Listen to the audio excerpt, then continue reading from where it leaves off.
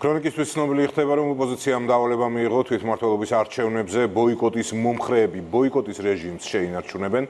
ლელო კი არჩევნებისთვის დაფინანსებას $15 მილიონ ქვეყნის გარედან მიიღებს. ხაზარაძის პარტია მთლიანობაში 50 მილიონს დახარჯავს, რადგან ლელოში ამბობენ, რომ მინიმალური შედეგისთვის ეს თანხაა საჭირო.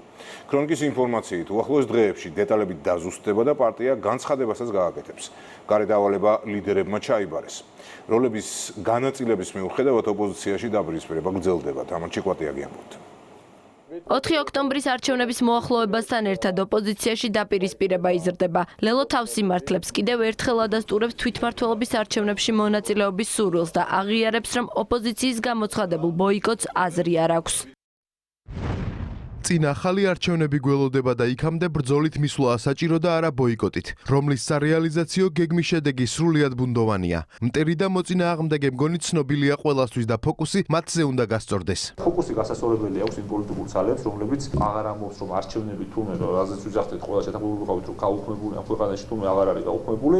ოპოზიციაში ერთმანეთს პოლიტიკურ ხედვასაც უწუნებენ. განსხვავებული აზრის მიუღებლობით ცნობილ ნაციონალურ მოძრაობაში ლელოს ემუქრებიან. თუ ვინმეს გონია რომ რაღაც ჩუმად ვიქნებით იმ შემთხვევაში თუ ისინი საერთო ბრძოლას და პროტესტს უღალატებენ ძალიან ცდებიან. რადიკალური ოპოზიციის დაპირისპირება უინტერესოა გირჩისთვის. პარტია დარწმუნებულია, რომ თუ პოლიტიკურ ძალას რევოლუციური მიზნები არ ამოძრავებს, არჩევნებში მონაწილეობას აუცილებლად მიიღებს. არჩევნებში მონაწილეობა არ მონაწილეობის საკითხი არც უნდა დგებოდეს პოლიტიკური პარტიისთვის, თუ მაგალითად რევოლუციას არ ამზადებდა, რაღაცა ფორს-მაჟორს არ აქვს ადგილი. არანაირი არგუმენტაცია არ ყოფილიყო, რატომ უნდა მიიღონ მონაწილეობა ან არ მიიღონ. არანაირი დისკუსია არ დაწყებულა მიუხედავად დაპირებებისა.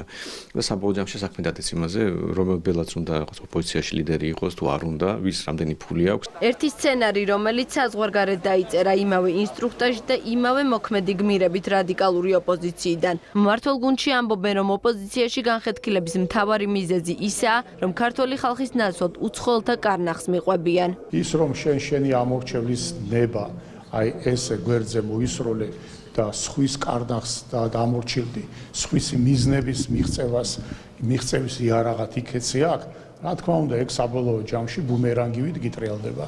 ეს შიდა რო ითქვა, ეხლა არეულობა და ურთიერთდაპირისპირება სწორედ ამ ფუნდამენტალური მიზეზებიდან გამომდინარეობს. დათვის არსებობს ერთი ამოცანა, ერთი მიზანი, ერთი სცენარი, რომელიც საქართველოში არ დაწერილა.